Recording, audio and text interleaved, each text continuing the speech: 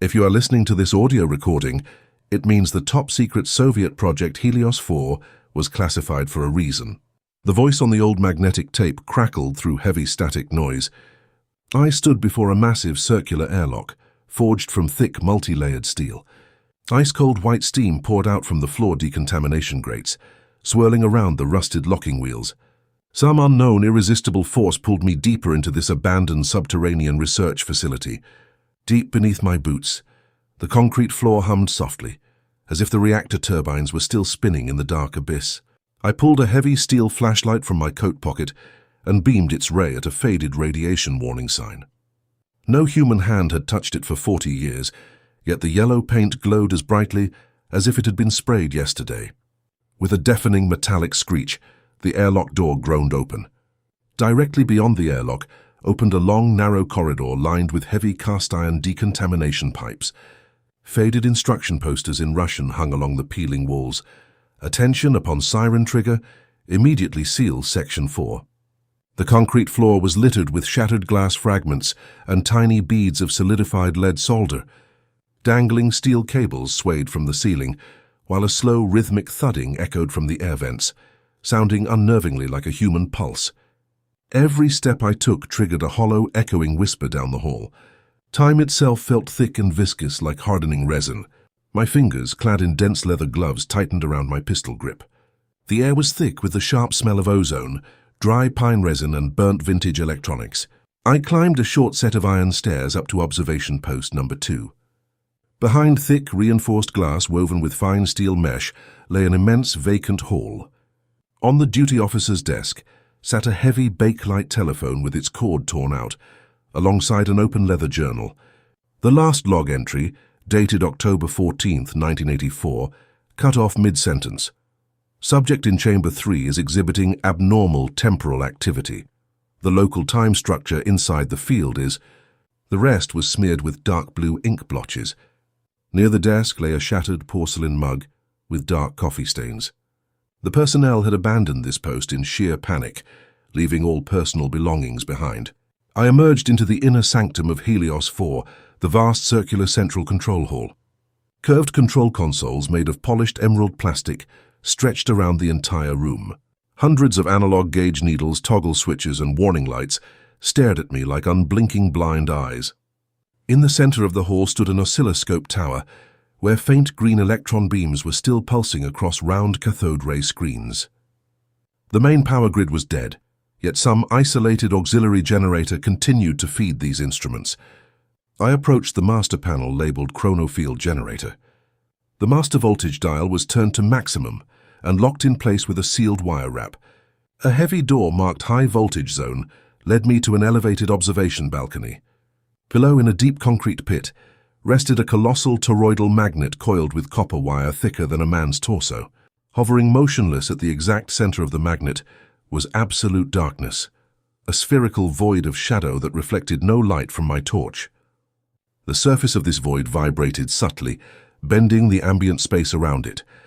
When I aimed my flashlight directly into the sphere, the light beam simply curved along its boundary and vanished. Physics no longer obeyed known laws here.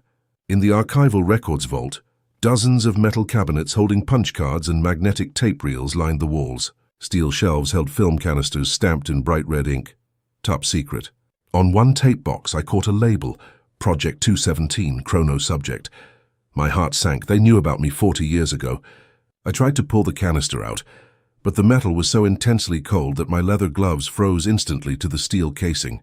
Suddenly, a heavy mechanical rumble echoed from afar. Someone or something had just started a backup diesel engine in the far wing. The overhead pipes rapidly coated with thick white frost. Ice crystals fell onto my shoulders with every movement. Frost covered the walls in glittering geometric patterns. An invisible presence hung right behind my back, a freezing breath touching my neck whenever I paused to breathe. On the dusty floor, fresh military boot prints appeared, but they didn't lead into the complex. They were walking out of a solid concrete wall. Someone had passed through solid concrete just minutes ago. The corridor ended before heavy automatic freight elevator doors leading down to level -10. Above the shaft, a red warning panel lit up. Warning: temporal inversion danger. The call button flashed an eerie pale green. The steel doors began to slide open with a loud groan. I stepped out of the airlock hallway into the inner chamber of a colossal dome. The reinforced glass concrete structure rose 40 meters above the Black Sea floor. Through thick 5-layer armored portholes stretched the infinite murky abyss of the Soviet naval proving ground. In the dark ocean, water swam phosphorescent deep-sea creatures, while bubbles of hydrogen sulfide gas slowly drifted upward. Pressure outside exceeded 15 atmospheres, yet the hydropneumatic dome maintained a dry microclimate and constant temperature.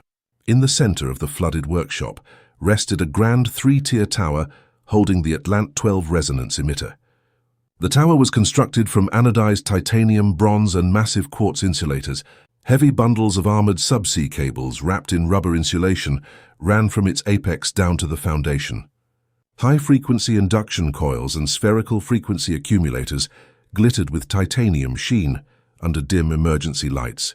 The entire apparatus resembled a deep-sea equivalent of a Tesla tower, designed to project hydroacoustic pulses through the world ocean. I climbed a steel grating ladder onto the operator's bridge. On the metal control console fitted with heavy ebonite toggles, an indicator flashed, Experiment 0217, phase resonance 0.4, HZ ready for launch. Suspended beneath the desk on brass chains lay a sealed 1978 test logbook. The last entry, written by the secret expedition leader, read, "All plant Chernomor-12 systems calibrated to receive carrier frequency. Awaiting synchronization pulse from Arctic Station Orion 9 and Helios 4 reactor." On a large blueprint map retrieved from the operator's desk lay the coordinate triad of the Soviet CENTAR-AL global network.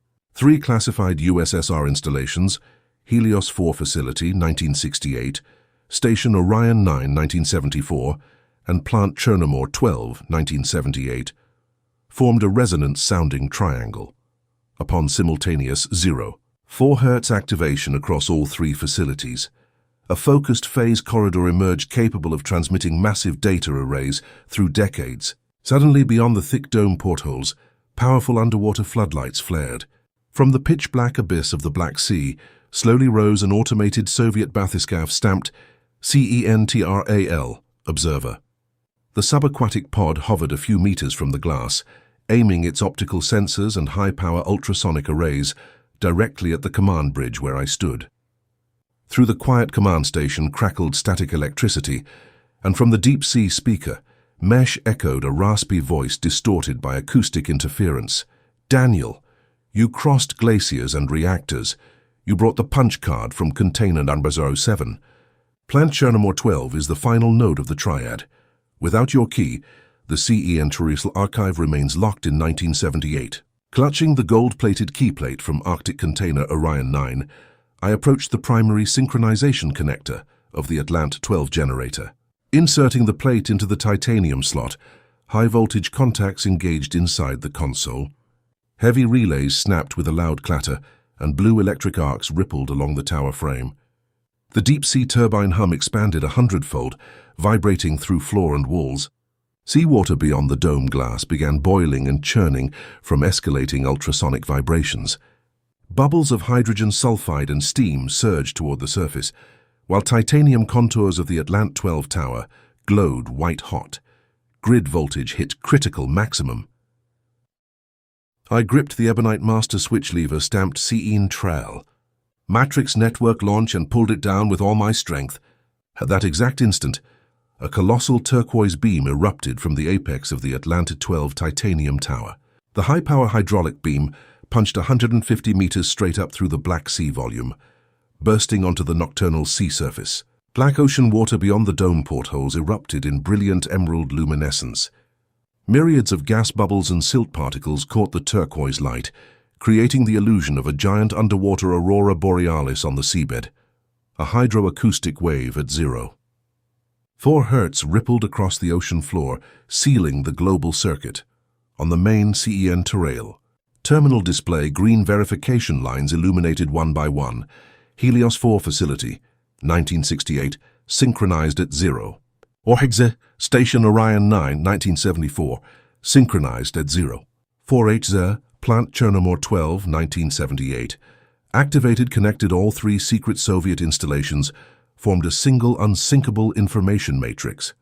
The oscilloscope initiated high-speed readout of magnetic core arrays.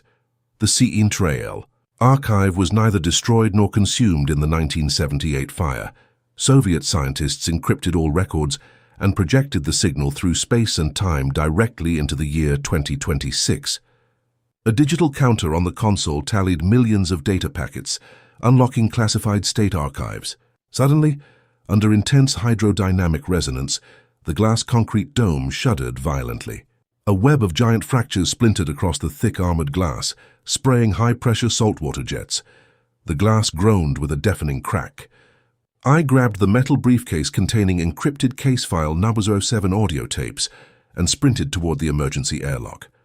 Jumping into the flooding cabin of the escape bathyscaphe, I sealed the heavy hatch.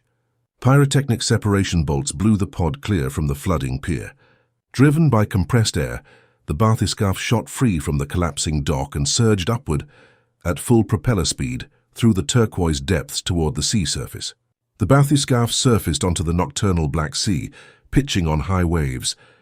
150 meters beneath us, the lights of submerged plant Chernomor-12 faded, while the night sea surrounding our pod glowed with neon turquoise luminescence from passing resonance waves. Overhead stretched a clear, starry sky. I leaned back into the bathyscaphe pilot seat and clicked my portable audio recorder. On its phosphor screen flared a green line,